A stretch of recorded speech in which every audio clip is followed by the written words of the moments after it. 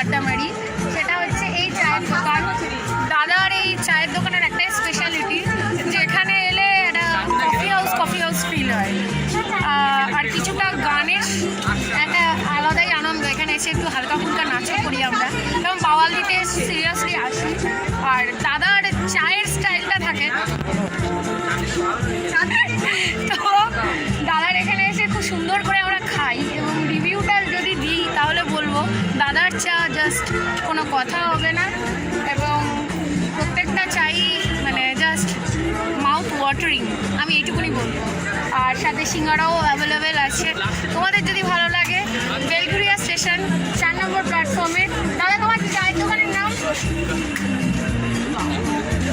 ওরকম দেখালে হয়, নামটা বলো। এই দেখো, দাদা নিজের চায়ের দোকানের নাম জানে না। কি নাম? হ্যাঁ, চায়ের দোকানের নাম নেই। এটা হচ্ছে চায়ের দোকানের নাম, চায়ের দোকানের নাম নেই।